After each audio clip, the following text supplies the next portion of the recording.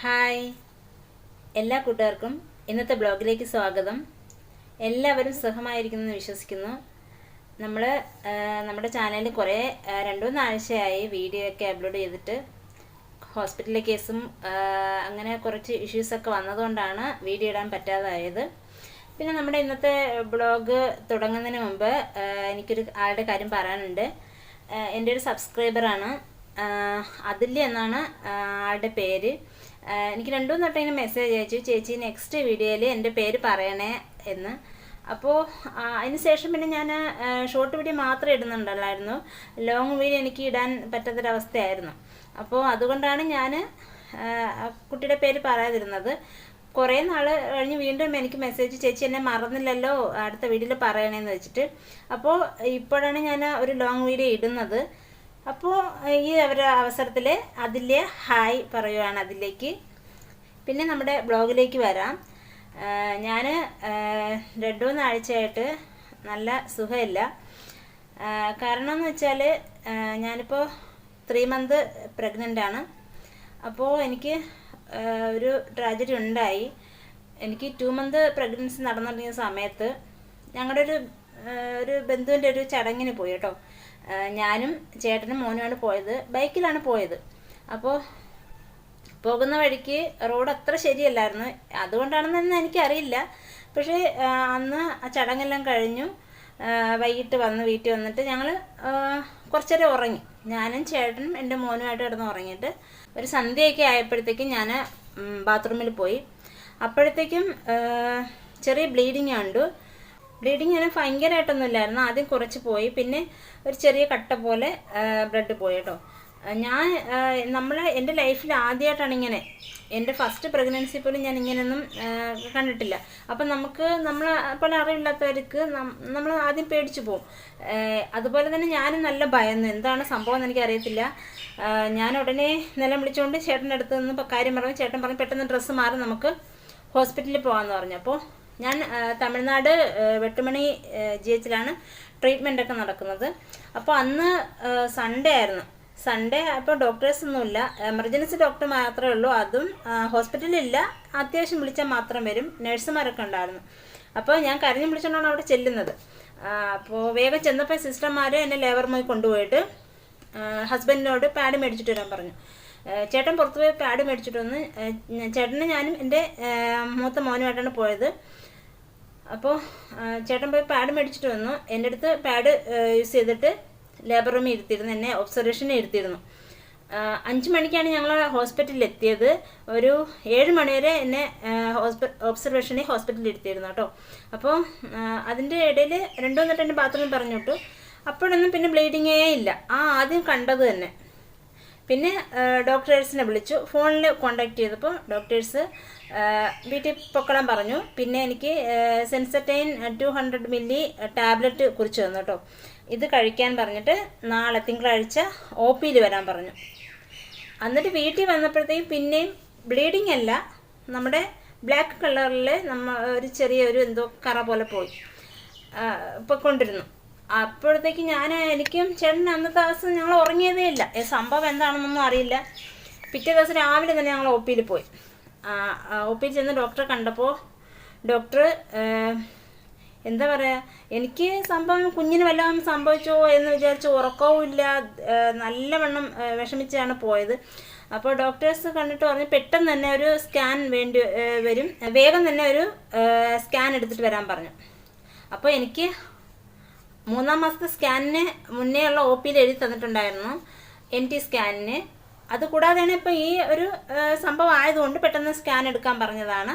അങ്ങനെ പെട്ടെന്ന് തന്നെ ചേട്ടനെ വിളിച്ചൊരു പ്രൈവറ്റ് സ്കാൻ സെൻറ്ററിൽ പോയി സ്കാൻ എടുത്തു.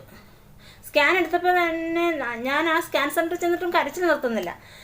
സ്കാൻ എടുക്കുന്ന ഡോക്ടറോട് നമുക്ക് സ്കാൻ ചെയ്തുകൊണ്ടിരിക്കുമ്പോൾ അറിയാൻ പറ്റുമോ സ്ക്രീനിൽ. ഡോക്ടറോട് ചോദിക്കുകയാണ് കുഞ്ഞിന് വല്ല കുഴപ്പമുണ്ടോ എന്ന് ഡോക്ടർ ചോദിച്ചുകൊണ്ടിരിക്കുക. ഡോക്ടറിന് കുഴപ്പമൊന്നുമില്ല, പേടിക്കേണ്ട, കുഞ്ഞിനൊരു കുഴപ്പമില്ല എന്ന് പറഞ്ഞു. അപ്പോഴാണ് ഇത്തിരി സമാധാനമായത്. പിന്നെ അവിടുന്ന് സ്കാൻ റിപ്പോർട്ട് മേടിച്ച് നമ്മൾ ഹോസ്പിറ്റലിൽ വന്ന് ഡോക്ടറോട് സ്കാൻ റിപ്പോർട്ട് കൊടുത്തപ്പോൾ ഡോക്ടർ പറഞ്ഞു കുഞ്ഞിനൊരു കുഴപ്പമില്ല. നമ്മൾ ഇപ്പോൾ ഇത് ഒരു ഹോർമോണിൻ്റെ എന്തോ സംഭവം കൊണ്ടാണ് ബ്ലീഡിങ് വന്നത്. പക്ഷേ ഇനി നല്ല സൂക്ഷിക്കണം, ഒരു 5 മാസമെങ്കിലും നല്ല ബെഡ് റെസ്റ്റ് വേണം എന്ന് പറഞ്ഞു. അപ്പോൾ ഞാൻ എൻ്റെ അവസ്ഥ ഞാൻ ഡോക്ടറോട് പറഞ്ഞു. കാരണം ഞങ്ങൾ തനിയാണ് താമസിക്കുന്നത്, ഞാനും ചേട്ടനും മോനും.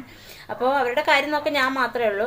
അപ്പോൾ ഇങ്ങനെ ഡോക്ടറോട് കാര്യം പറഞ്ഞപ്പോൾ ഡോക്ടർ പറഞ്ഞു ഒരു 3 മാസമെങ്കിലും അമ്മ വീട്ടിൽ പോയി നിൽക്കാൻ പറഞ്ഞു. അപ്പോൾ അമ്മ വീട്ടിലാണെങ്കിൽ പോകണമെന്ന് വെച്ചാൽ കേരളത്തിലാണ്. കേരളത്തിൽ പോയാൽ എൻ്റെ മോൻ്റെ പഠിപ്പും ചേട്ടൻ്റെ ജോലി എല്ലാം പ്രശ്നത്തിലാവും. ഞാൻ ഡോക്ടറോട് പറഞ്ഞു ഞാൻ ചെറിയ ജോലികൾ, കാരണം ഫുഡ് വയ്ക്കുന്ന കാര്യങ്ങൾ ചെറിയ ജോലി ഞാൻ ചെയ്തോളാം, അല്ലാതെ ഞാൻ ബെഡ് റെസ്റ്റ് എടുത്തോളാം ഡോക്ടറെ എന്ന് പറയുമ്പോൾ ഡോക്ടർ പറഞ്ഞ് അധികം റിസ്ക് ഒന്നും എടുക്കരുത്, സംഭവം ഈ ഒരു കേസ് ആയതുകൊണ്ട് നല്ല ബെഡ് റെസ്റ്റ് വേണം, ഇനി ഒരു റിസ്ക്കായിട്ട് ഇനി ഇവിടെ വരരുതെന്ന് പറഞ്ഞിട്ട് എന്നെ വാണിംഗ് തന്നിട്ട് വിട്ടു. വീട്ടിൽ വന്ന് ചേട്ടൻ പിന്നെ എന്നെ ഒന്നും ചെയ്യാൻ സമ്മതിച്ചില്ല. പക്ഷെ എനിക്ക് ആവുന്ന പോലെ ചെറിയ ജോലികളൊക്കെ ഫുഡ് വയ്ക്കുന്നതും കാര്യങ്ങളും ഒക്കെ ചെയ്തു. പക്ഷേ ആ ഗുളിക എടുത്ത് തുടങ്ങിയപ്പോൾ ആ സെൻസറ്റൈൻ ഗുളിക എടുത്ത് കഴിഞ്ഞപ്പോൾ ബ്ലീഡിങ് നിന്നു. പിന്നെ അങ്ങോട്ട് ഭയങ്കര ക്ഷീണം, 3-4 ദിവസം അടുപ്പിച്ച് നല്ല ശക്തമായ തലവേദന, തലകറക്കം. എനിക്ക് ഒന്നിനും പറ്റുന്നില്ല, വീഡിയോ ഒന്നും ഇടാൻ പറ്റുന്നില്ല, നമുക്ക് എന്താ പറയുക മോൻ്റെ കാര്യം ശ്രദ്ധിക്കാൻ പറ്റുന്നില്ല, ഹോംവർക്കൊക്കെ എഴുതിക്കാനൊക്കെ രാത്രി വന്നാൽ എനിക്ക് വയ്യ, അത്രയ്ക്ക് ക്ഷീണം. പിന്നെ ആ ഗുളിക മൊത്തത്തിൽ ഞാൻ കഴിച്ചില്ല, പിന്നെ അത് നിർത്തിവെച്ചു. കാരണം ബ്ലീഡിങ് നിന്നപ്പോഴത്തേക്ക് തന്നെ നിർത്തിവെച്ചു. അപ്പോൾ അങ്ങനെ ഒരു അവസ്ഥയിലൂടെ കടന്നുപോയി ഈ 2 ആഴ്ച. അതുകൊണ്ടാണ് ഞാൻ വീഡിയോ ഒന്ന് അപ്ലോഡ് ചെയ്യാതിരുന്നത്. നമ്മൾ എന്താ പറയുക, എൻ്റെ ഈ ഒരു സംഭവം എൻ്റെ ഒരു ഫാമിലിയെ കൂടെ അറിയിക്കണം എന്ന് വിചാരിച്ചുകൊണ്ട് മാത്രമാണ് ഞാൻ ഈ വീഡിയോ അപ്ലോഡ് ചെയ്യുന്നത്. എനിക്കറിയില്ല എന്തുകൊണ്ടാണ് അങ്ങനെ ബ്ലീഡിങ് വന്നതെന്ന്. അപ്പോൾ ഡോക്ടറോട് പറഞ്ഞത് ഹോർമോണിൻ്റെ ചേഞ്ച് കൊണ്ടാണെന്ന്. അപ്പോഴും മുന്നേ തന്നെ എനിക്ക് ഹോസ്പിറ്റലിൽ വെച്ച് സ്കാൻ ചെയ്തപ്പം എനിക്ക് ചെറിയൊരു പ്രശ്നം കണ്ടെത്തിയിരുന്നു, ചെറിയൊരു നീർക്കെട്ടുണ്ടെന്ന് പറഞ്ഞിരുന്നു. അത് വലിയ കാര്യമാക്കേണ്ടതാണ് ഡോക്ടർ പറഞ്ഞത്. അപ്പോൾ ഇത് എല്ലാം കൂടെ ആയിട്ട് ആകെ ടെൻഷനിലാണ് ഇപ്പോൾ ഞാൻ. ഇനി അടുത്ത 11-ാം തീയതി 11-ാം വെച്ചാൽ നാളെയാണ് ഞങ്ങൾക്ക്. ഞാൻ കഴിഞ്ഞ ആഴ്ചയിൽ സംഭവങ്ങൾ നടന്നു, ഞാൻ ഇപ്പോഴാണ് വീഡിയോ എടുക്കുന്നത്. അപ്പം നാളെ എനിക്ക് NT സ്കാൻ, 3 മാസത്തെ സ്കാൻ, ഞാനിപ്പോൾ 3 മന്താണ്, 3 മാസത്തെ NT സ്കാനിലൂടെ തന്നെ എനിക്ക് ഡബിൾ മാർക്കഡ് ബ്ലഡ് ടെസ്റ്റും പറഞ്ഞിട്ടുണ്ട്. രണ്ടും ഒരു ദിവസം തന്നെയാണ് എടുക്കേണ്ടത്. അപ്പോൾ ആ ബ്ലഡ് ടെസ്റ്റിന് നല്ല ചാർജുള്ള ബ്ലഡ് ടെസ്റ്റാണ്, അതുപോലെ സ്കാനിങ്ങും. അപ്പോൾ നാളെയാണ് ഞങ്ങൾ സ്കാൻ ചെയ്യാൻ പോകുന്നത്. അപ്പോൾ എൻ്റെ നല്ലവരായ കൂട്ടുകാർ എനിക്ക് വേണ്ടി പ്രാർത്ഥിക്കണം കേട്ടോ. ആകെ ടെൻഷനിലാണ് റിസൾട്ട് കിട്ടുന്നത് വരെ. എല്ലാ പെൺകുട്ടികളെയും പോലെ തന്നെ ഞാനും വലിയ ടെൻഷനിലാണ്. മാനസികമായിട്ട് നല്ലവണ്ണം ഒരു 2 ആഴ്ച കൊണ്ടേ ടെൻഷനിൽ ഇങ്ങനെ കടന്നു പോയിക്കൊണ്ടിരിക്കുകയാണ്. അപ്പോൾ ഞാൻ കുറേ നാളായി വീഡിയോ ഇടാത്തതുകൊണ്ട് നമ്മുടെ ഫാമിലി എന്താ പറയുക എന്നെ മറന്നിട്ടില്ല. അവർ ഇടയ്ക്കിടയ്ക്ക് ചിലരൊക്കെ അന്വേഷിക്കുന്നുണ്ട് എന്താ എവിടെ പോയി എന്നൊക്കെ പറഞ്ഞിട്ട്. അതുകൊണ്ട് മാത്രമാണ് ഞാനിപ്പോൾ ഈ ഒരു വീഡിയോ ഇടുന്നത്. ഇനി ഞാൻ ഡെയിലി വീഡിയോ ഇടുന്നെന്ന് പറയില്ല, എനിക്ക് കഴിയുന്ന സമയത്തൊക്കെ ഞാൻ ലോങ് വീഡിയോ അപ്ലോഡ് ചെയ്യുന്നതായിരിക്കും.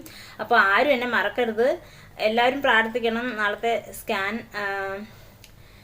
അല്ലാതെ പിന്നെ വേറെ ഒന്നും പറയാനില്ല. എല്ലാവരും സുഖമായിരിക്കുന്നു വിശ്വസിക്കുന്നു. കുറേ നാളായി നിങ്ങളുടെയൊക്കെ എന്താ പറയുക ഇങ്ങനെ വീഡിയോ ഇട്ടിട്ടും ലൈവ് വന്നിട്ടും ഒക്കെ. പിന്നെ ആവുന്ന പോലെയൊക്കെ ലൈവ് വരാനും ശ്രമിക്കാം. നിങ്ങൾ എൻ്റെ ഈ ഒരു അവസ്ഥയോട് മനസ്സിലാക്കണം കേട്ടോ. അല്ലാതെ വേറൊന്നും കൊണ്ടല്ല ഞാൻ വീഡിയോ ഒന്നും ഇടാത്തത്. അപ്പോൾ ആരും എന്നെ മറക്കരുത്, അതുകൊണ്ടാണ്. അല്ലാതെ കുറച്ച് പേരുണ്ട്, വിരലിലെണ്ണാവുന്ന കുറച്ച് പേരുണ്ട് എൻ്റെ വീഡിയോ സ്ഥിരം കാണുന്നവർ. അവർക്ക് വേണ്ടി പറഞ്ഞെല്ലാം എൻ്റെ വീഡിയോ മിസ് ചെയ്യുന്നുണ്ടെങ്കിൽ ഞാൻ ഉടനെ തന്നെ ആക്റ്റീവായിട്ട് വരുന്നതായിരിക്കും. ഈ ഒരു 3 മന്ത് കൂടെ കഴിഞ്ഞാൽ എനിക്ക് ഈ ഒരു ടയേർഡൊക്കെ മാറുമെന്നാണ് എൻ്റെ ഒരു വിശ്വാസം. പിന്നെ ഇപ്പോഴത്തെ കണ്ടീഷൻ എന്ന് വെച്ചാൽ ഫുഡൊന്നും അങ്ങനെ കഴിക്കാനൊന്നും പറ്റുന്നില്ല. നമുക്ക് മിക്ക ഫുഡിനോടും ഇപ്പോൾ നമുക്ക് വെറുപ്പാണ്. മീൻ ഇറച്ചിയൊന്നും കഴിക്കാനൊന്നും പറ്റുന്നില്ല. ഇപ്പം ഫുൾ അച്ചാറാണ്, മാങ്ങയും അച്ചാർ ആ ഒരു രീതിയിൽ പൊയ്ക്കൊണ്ടിരിക്കുകയാണ്. പിന്നെ വേറെ വിശേഷമൊന്നുമില്ല, ഇത്രേ ഉള്ളൂ. അപ്പോൾ വേറെ കുഴപ്പമൊന്നുമില്ല. അപ്പോൾ ഈ ഒരു വിവരം നിങ്ങളുടെ അറിയിക്കാൻ വേണ്ടി ഞാൻ ഇങ്ങനൊരു വീഡിയോ എടുത്തത്. അപ്പോൾ എല്ലാ കൂട്ടുകാർക്കും നല്ലൊരു ദിവസം നേർന്നുകൊണ്ട് ഇന്നത്തെ വീഡിയോ വൈൻഡപ്പ് ചെയ്യുകയാണ്. എല്ലാവർക്കും എന്നെ സപ്പോർട്ട് ചെയ്യുന്ന എല്ലാവർക്കും ഒരിക്കൽ കൂടി നന്ദി അറിയിച്ചുകൊണ്ട് നിർത്തുന്നു. Thank you.